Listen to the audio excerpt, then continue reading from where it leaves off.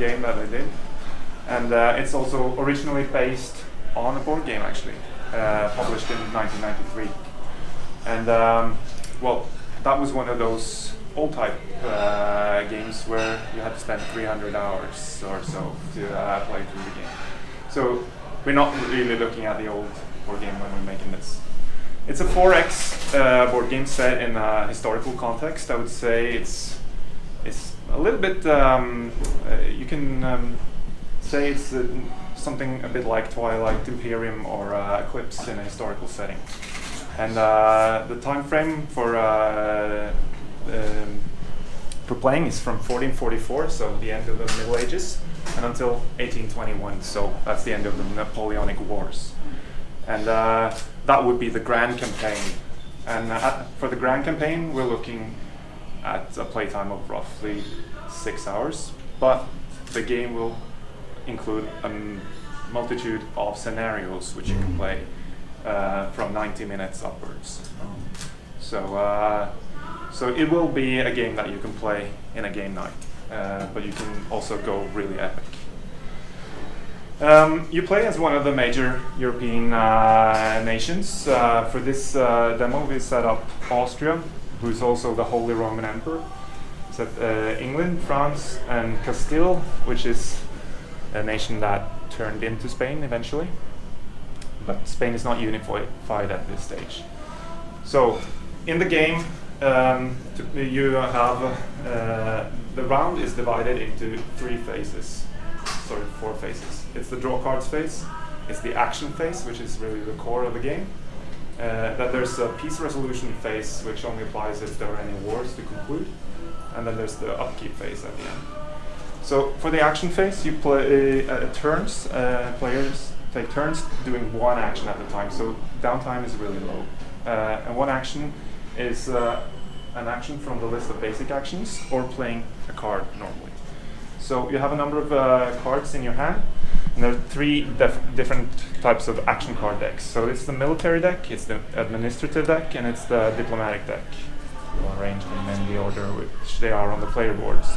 So if you want to do diplomatic actions, which may include royal marriages, forging alliances, building spy networks, doing covert actions, then you would want to draw from the blue deck. If you want to wage war, then you draw from the red deck.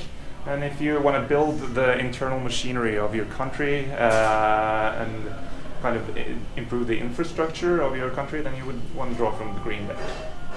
So each round, at the start of the round, you can draw 3 cards of any kind that you like, and you have to pay 2 gold for the cards that you want to keep in your hand. Let's take a look at some of the cards. So all cards are basically dual function. It's the action on the scroll, which has a cost up in the left corner. You can see from this card that it's an administrative card because it has a green circle, whereas the military has a red circle and the blue diplomacy cards have a blue circle. So this would cost 2 administrative power, and those are the cubes that you have over here. And it would also cost 3 gold, which is what you have here. And for the record, those are 1s and those are 5s. This card over here would cost 3 administrative points and 5 gold, but you would also have to put down 2 more cubes the following round to complete the action. So this is something that takes a bit more time.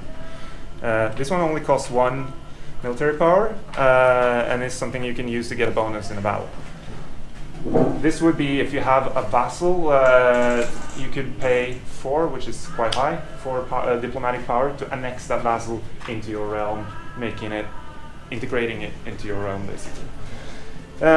So I said they had dual function. So that's the actions on the scroll, and at the bottom bit you see there's a personality, and those personalities, they form the government of your country. So the circled portraits are leaders, which can be used as either your ruler or as generals commanding one of your armies. And they have skills in all the different types of modern power. So they have administrative skill, they have diplomatic skill, and they have military skill. And it varies. Some of them may be really skilled at something, but have no skill in other areas. They also have a little die icon here, and the cards are a bit dark. They should be easier to see. But anyway, that's the type of military die that they provide as a bonus if you use them as a commander of your armies. The other type of personality are the advisors, and you have a square portrait for the advisors, and they simply give you a bonus in their field. So this guy would give you a bonus in diplomatic income, so to speak, every round of 2. And to hire him, you would have to pay first 6 gold to hire him, and then you would have to pay 2 gold each round to keep him in your employment. You can sack him at any time, though. If you want. Your ruler, on the other hand, you don't get rid of until he dies. And the mechanism for characters dying is in the event deck. Whenever there's an event card played with an icon that matches the personality, this icon on the banner here, that means he will get an old and sick token, and if he gets a second token, he's dead. And then you will have to replace him with another card from your hand, or if you cannot replace your ruler, you will have a regency or a succession crisis. So that's the brief introduction to the mechanics. There's also trade. I'll briefly take trade as well. So you have some area cards as well, and those cards represent areas on the board. These may be used in conjunction with some of the cards actions here. So for instance, if you want to build a spy network in Italy, you would need the Italy card to build a spy network here. Also, you can use these area cards to trade in the trade nodes specified on the card, and that would enable you to get the income specified on the node if you have the required trade power. Yeah, I guess that's what we. What about the Papal Actions? The Papal Actions, yeah. So there are some cards for Bribing Cardinals, as you can see here. Everyone starts with control of 1 cardinal. If you have a majority and at least 2 cardinals, you can perform these Papal Actions, which cost diplomatic points. They're not open to you unless you have control of the Pope. And calling a crusade would give anyone a casus belli against a heathen nation. And excommunicating another player would give all players a casus belli against that player until his leader, his ruler dies, because the excommunication follows the ruler, or he's able to lift the excommunication, being the papal controller himself. What about the exploration deck? Yeah, these these rectangular areas here are for technologies, and that's part of the game, which is not. I have to stress this is an early prototype, pre-beta, So you can buy different technologies or ideas with your monarch power, and usually they will cost around 10 monarch power points of the type that you would need for that idea. And buying the Quest for the New World idea would open up exploration of these areas. And then you would draw cards from here to see which areas you would be able to explore. So these little cubes here, didn't explain that, that's diplomatic influence. And it basically says something about how much power you got in areas that you don't control directly. And this is required to do a lot of the diplomatic actions. So influence is important. Placing more influence is simply placing diplomatic cubes directly onto the board. 1 cube is 1 influence. And the shield discs, your military might? The shield discs will represent both your military might and your income. So your tax income is 2 for each of the big ones and 1 for each of the small ones. Oh, I see. And your military manpower is half of your tax income. So these are the available troops that you can recruit into your armies. If you have no more troops available, you have to recruit mercenaries, which are much more expensive. And we use these orange guys for mercenaries. And how is combat resolved? Combat is resolved with dice at the moment. We've been trying a few different mechanics, but at the moment you get a basis of 3 dice no matter how many troops you have. And you roll the dice and you have to match the symbols with the type of units that you have. Oh, okay. So you would score 3 hits if you had 2 infantry units and 1 cavalry unit in this case. Oh. Nice. If you have a leader with a cavalry die on it, then you will get some of these cavalry dice which are better with cavalry.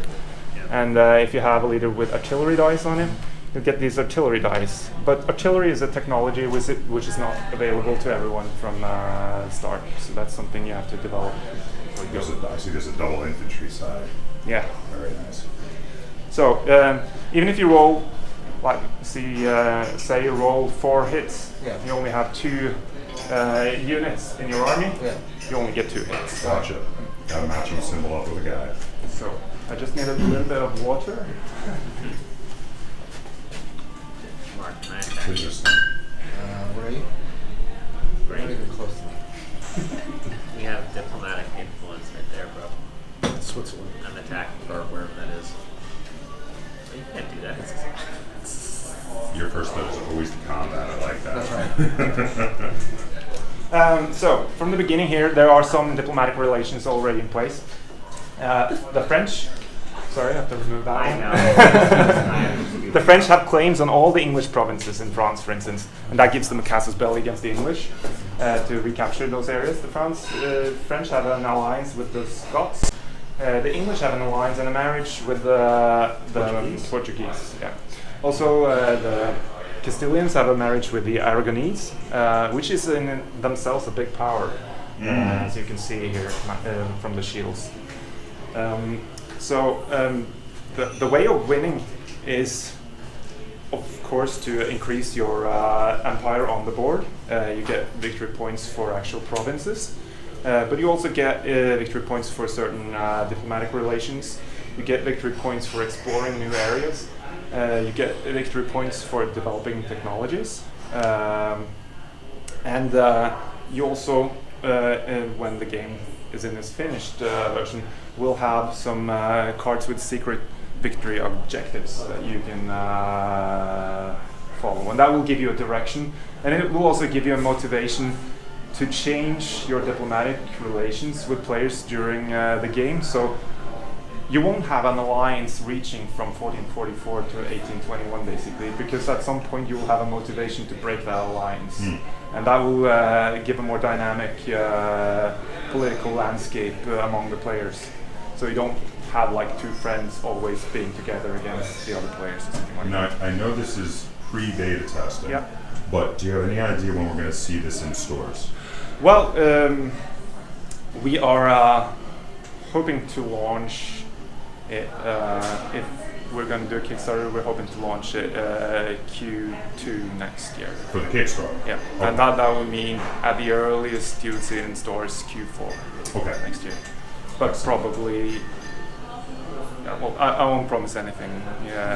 Put that Fully understood. This early in the development process, That's why I said I know it's possible, we don't know yet at this point. Looks good though. I like the ideas here. So for the components, we've still not decided whether we'll have tons of miniatures or not. So you may see plastic miniatures for the armies if it turns out that's what people want.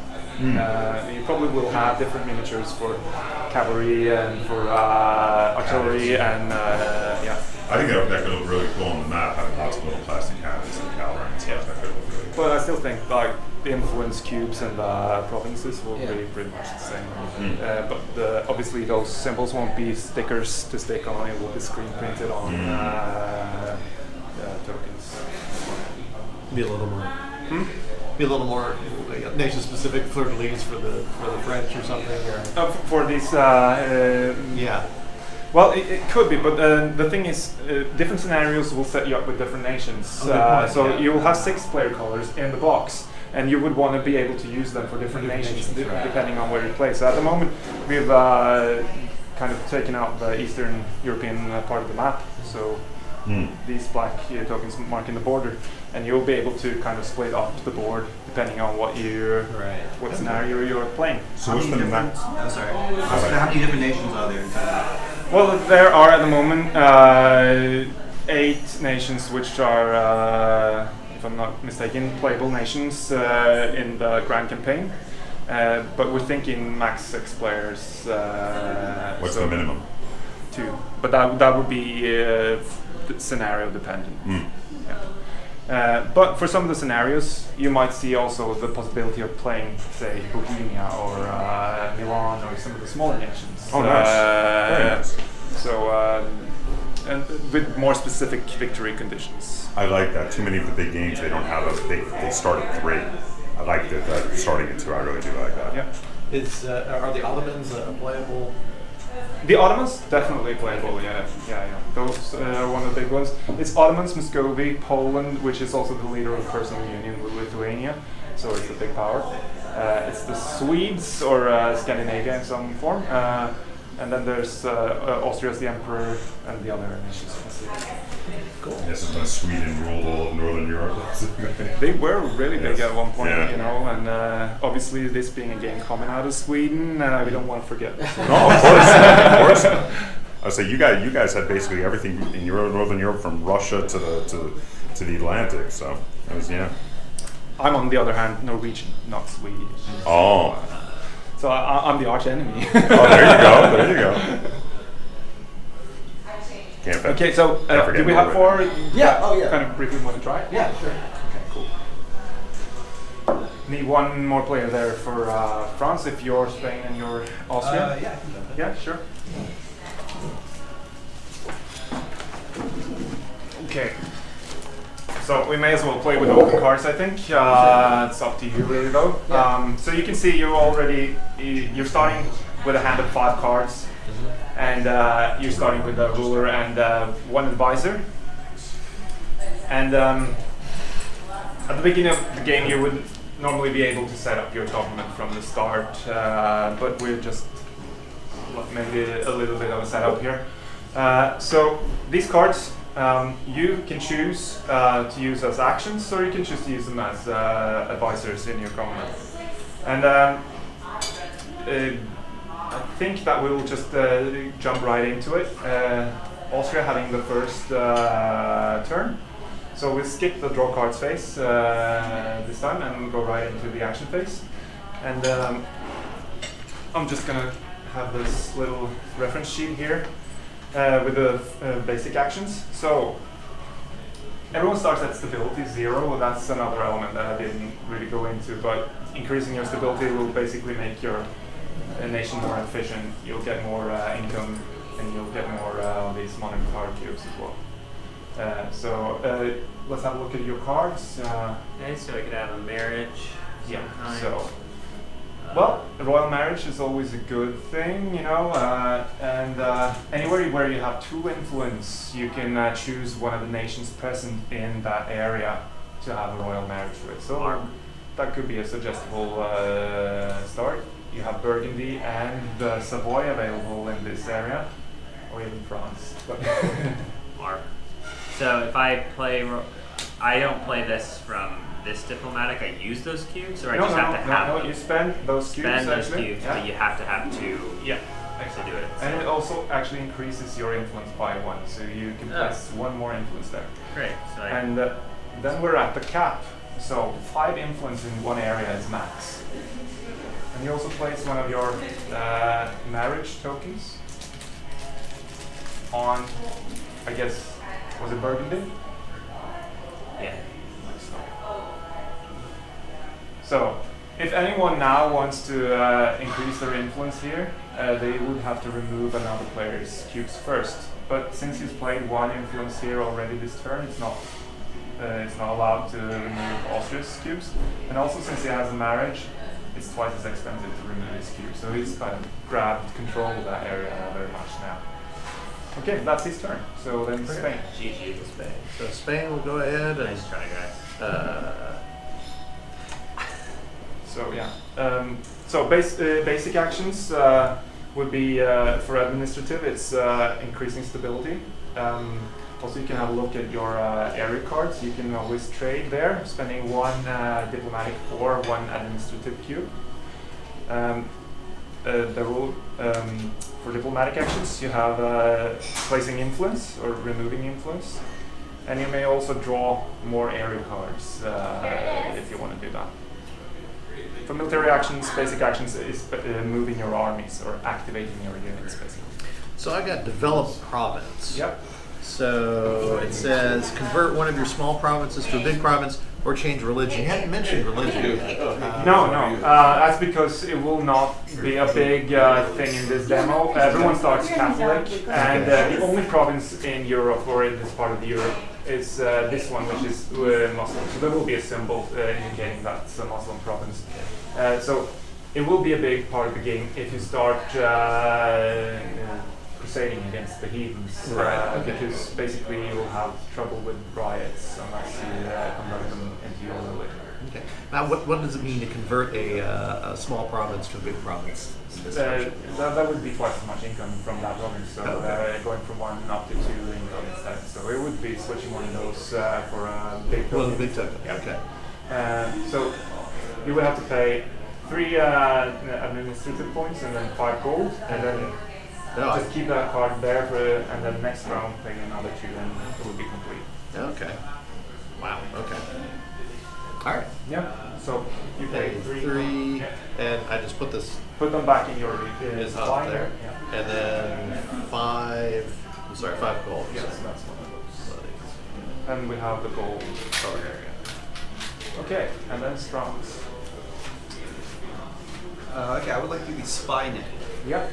So pay the cost with spy network and place the card in front of you. Okay. And then you also use one of One your air face cards. down. Yeah. Area. Cost. So So the cost is what? That's 3 from here. 3 from there, yeah. And 3 gold. 3 gold. Thank you. So Okay. now you all know that he has a spy network, and what it does is open up some covert action, which enables him to get claims on provinces, and also to destabilize or increase rebel presence in other countries. So what would cause this to be revealed? There's a counter-espionage card. Okay. Cool. All right, I'm going to forge an alliance. So I'm going to spend 3 of my diplomatic. Don't do it, Mark. Also, I forgot to mention, if you actually manage to get 5 cubes in one area, you get an automatic alliance as well. Oh, if you got all 5. Yeah. So this is place an alliance token on a province of the realm you wish to ally to, or add 1 more influence. So I'm going to take this alliance token. And so some of them it says also guarantee on. There's an line on the back of the guarantee. I see. Okay. And I have to have 2. The requirement is 2 influence tokens in the area. So I'm going to foothold into. Yeah. So that would be an alliance with Brittany over here. Probably not in France's interest. Okay. So you continue doing actions until you start passing, because you don't really have the resources to continue doing it. The first player to pass gets 4 gold, and the second player to pass gets 2 gold. Okay. And when you pass, your other players are not allowed to declare war on you. So there's very much an incentive there to do some big moves up front. Yeah. To get yourself sort of in a safe spot. Yeah. And if you really want to declare war on someone, you have to do it at the beginning of the round. So back to Austria. Yeah, I don't really want to increase stability. That kind of seems boring.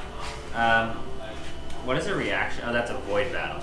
Reaction basically means that you can play in someone else's turn as a reaction to what they're doing. I want to move an army. Where would I go? So you pay 1 cube to move the army. Sorry, I haven't actually placed your army on the board, but it should be in your capital.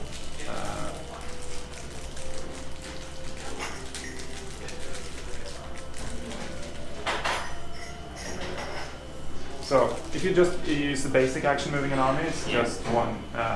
But if you want to actually use that, you can move it 2 spaces. That's not really something you need to do unless you're already at war, I would say. So I would not do that. Yeah, because you're not really in a hurry when you're at peace. Okay. But you can always declare war. Yeah. How do I declare war? Well, you're not really geared for war because you don't have any claims. Certainly not. So France is the nation really geared for war, but also Spain here down with this France down here. So I just increase So stability.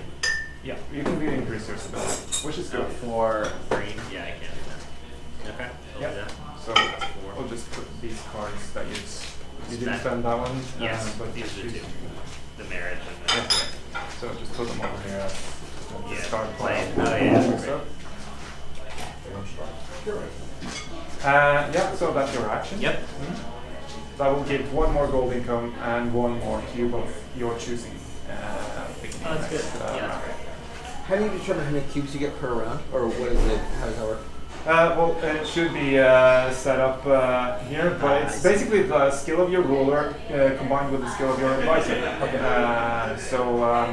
So right now, based on this ruler, I'm getting it 2, 1, 1 cubes. Is that Yes, right? Plus but- whatever the modifier is here. Yeah, but also plus one. Oh, so this should be here, for example.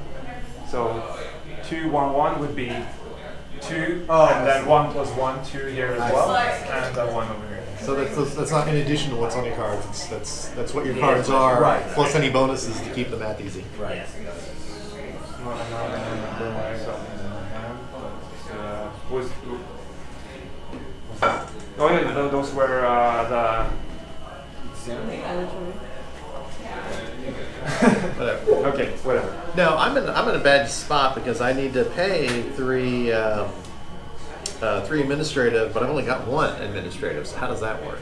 No, you already paid. Oh, already. Yeah. Oh, it just takes but 2. You need to pay another 2 to complete it, but that will be next round. So you would do Oh. something else in between. Oh, okay. But hiring an advisor would be a good idea because obviously you might want to get some more cubes into the different. And can you replace the ruler?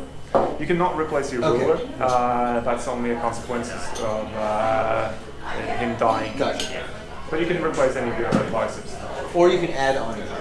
Or is there a limit of 1 advisor per? No, there's no limit. Okay, Yeah. but there's upkeep costs. There's upkeep things too. Before you can pause, you have to play your event card. Okay. But okay, so if hire an advisor, I could hire this David fellow Yep. for 2 gold. And Hey you can get guys, an admin I'm assistant. really excited that you're into this, but we have to wrap up. I guess you at least get a little bit of a feel Yeah. for how it works. It's a 2-hour game if you're doing the big thing. So I can see because you guys have got a lot on this board. Yeah. There's a lot going on. There is. So, we might simplify some aspects of the game during the process of developing it. We already have. And we'll always be looking at making it as fun as possible so it's so that you don't. But you've got the feel of the computer game. I never played the original board game, so I have no idea what that was like. But Neither one, you, actually. Oh, okay. you've got the feel of the computer game going on here with all the. You've got the alliances, you got the marriages, you got the personalities. I think that's really important, to be true to the original, to the computer game because it has a lot of fans and that fan base is. Oh, that was it. Oh, great. It's important to respect those. Yeah. No, absolutely. I mean, those are going to be your backers. Yeah. Kickstarter. Yeah. I'm going to keep an eye out for this one on Kickstarter. This looks really cool. I really like the look of it. Thank you very much. Yeah. Thank you for Yes, showing. thank you. Thanks, guys. Thanks. Thank you. Great meeting. Yeah.